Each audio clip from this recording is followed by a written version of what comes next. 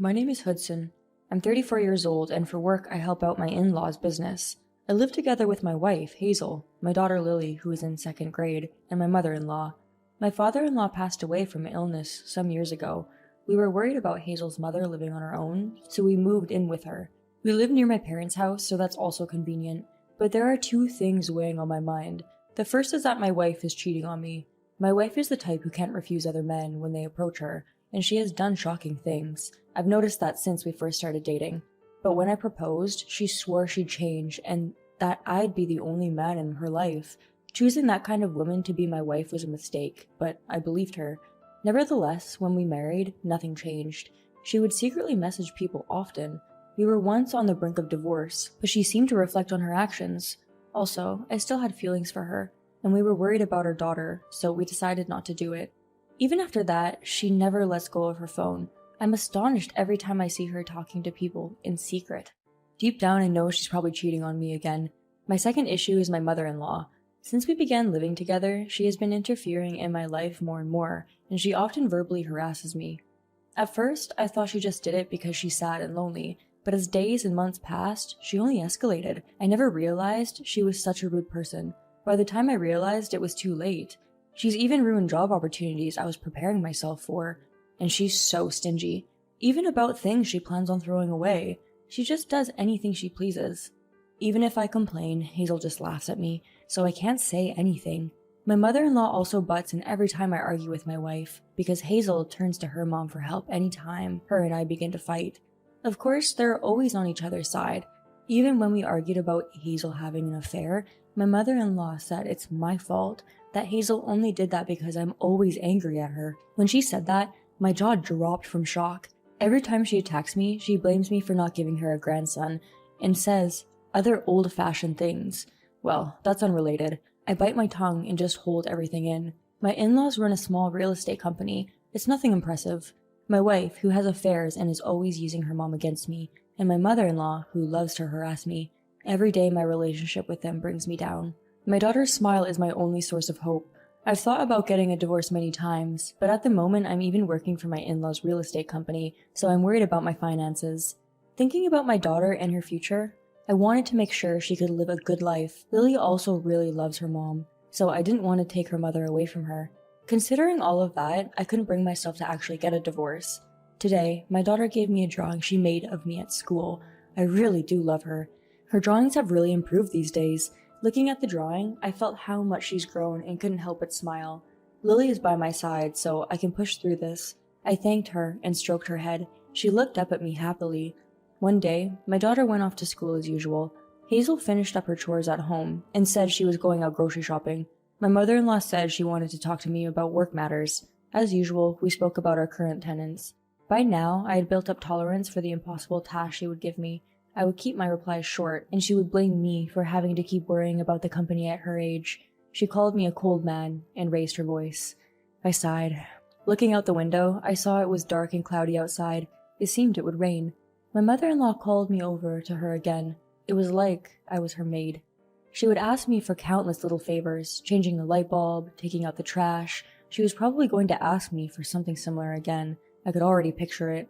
I was in the middle of doing the laundry and wondering where my wife wears the fancy clothes I was folding.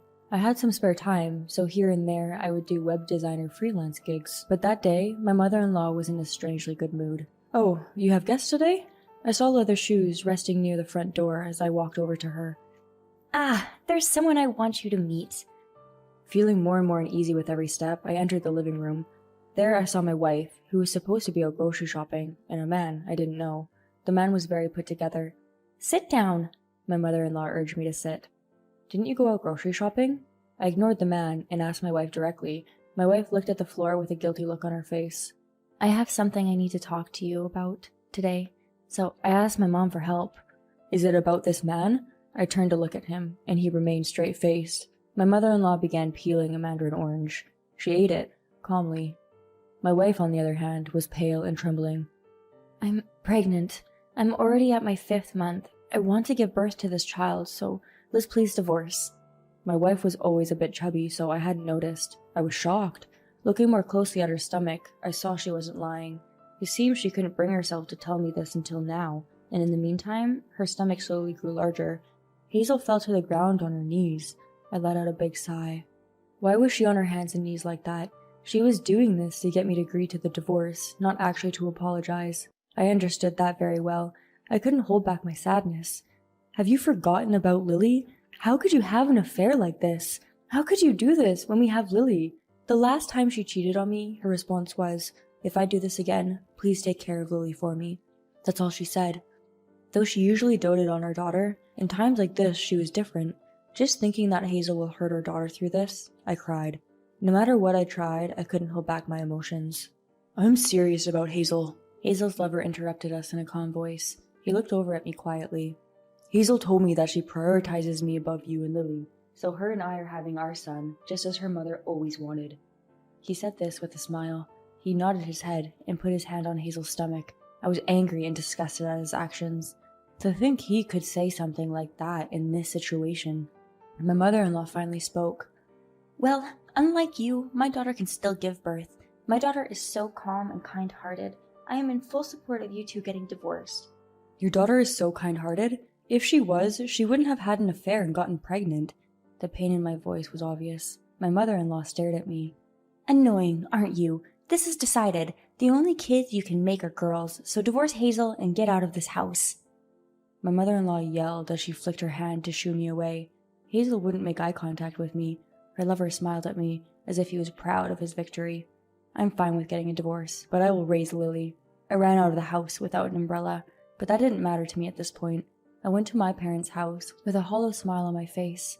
I told them what had happened and moved in with them. "Do you want to live with your new dad?" I asked Lily as I moved out. "No, I want to be with you," she said, and she decided to come with me.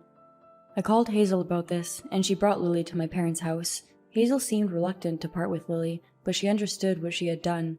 Ultimately, she also accepted my demands. I claimed alimony from her and her lover. They also agreed to pay child support for Lily. I was drained both mentally and physically, but my father introduced me to a good lawyer, so everything proceeded without much delay. I was most worried about my daughter's feelings, but even after the divorce, Lily continued to smile just as brightly as before. Maybe I was more worried than I had to be. We began living with my parents. Luckily, my daughter adores them.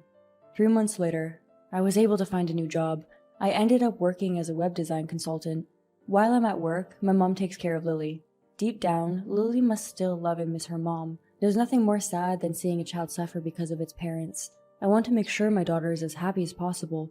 I thought she wouldn't want to move and change schools, so I made sure that my new job is in her school district. It was around that time that I received a phone call from Hazel's mother. She still had my phone number. I thought I would just ignore the phone, but I ended up picking up. The first thing she said as soon as I picked up, "The new baby's eyes are..." She spoke in a flustered voice.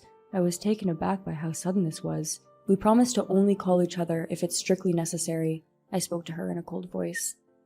"My daughter-in-law tricked me." I shouldn't have picked up the phone call, but I was interested to hear what she might say. I decided to listen to her before I said anything. "The baby's eyes are blue, and he has blonde hair." As expected, Hazel had given birth to a healthy child the day before. The baby looked nothing like Hazel of her lover, but he was a boy. Hazel's mother told me that after Hazel and I divorced, Hazel registered her marriage with her lover. I did all I could to keep myself from laughing.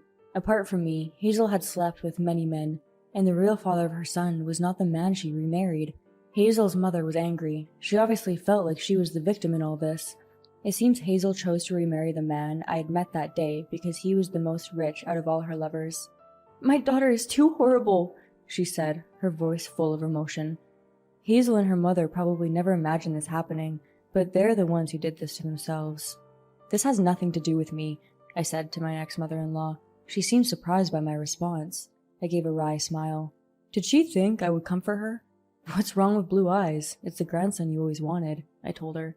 I could hear how what I said made Hazel's mother tremble on the other side of the phone. "The man Hazel remarried was so angry he left her, so I want you to get back together with her." Hearing her tell me to remarry her daughter, I exploded. "You would always make a fool out of me. Live with your daughter and your cute, blonde, blue-eyed grandson and leave me alone," I said.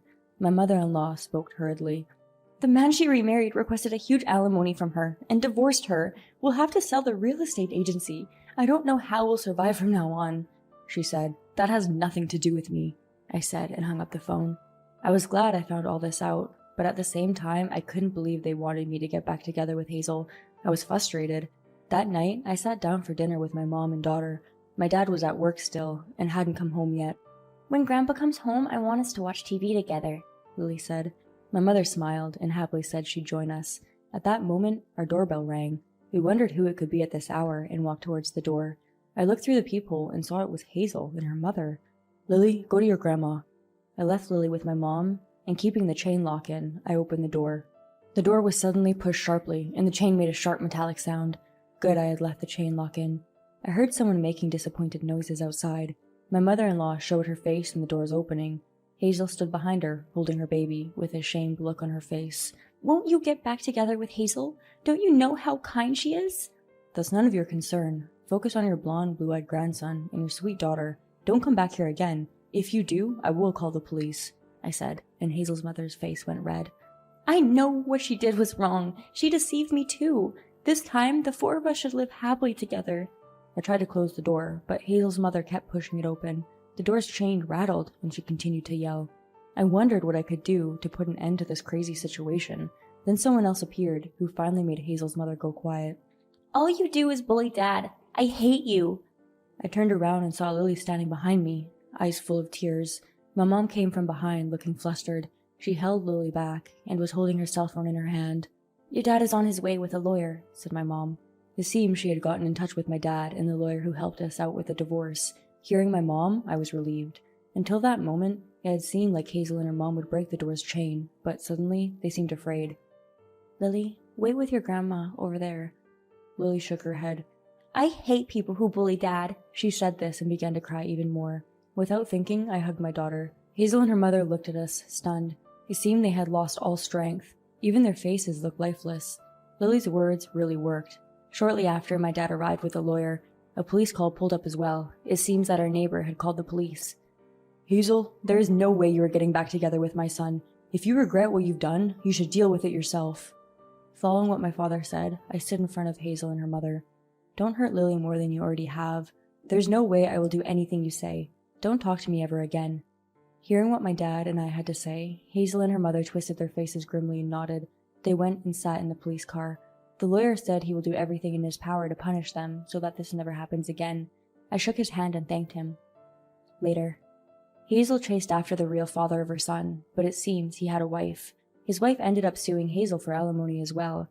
At this point, Hazel and her mother were miserable and completely out of money. I hope that somehow her baby will be happy one day. Rumors about Hazel and her mother spread throughout the neighborhood, and they ended up having to move. The two of them moved together in a small, sad apartment. In order to pay child support for Lily, as well as all the money she owes in alimony, Hazel works all day and all night. As of now, she's keeping up with child support payments, but we'll see for how long that lasts. On the other hand, things are going well with my job. I'm happily living together with my parents and daughter, and I'm looking forward to seeing the lovely young lady my daughter becomes.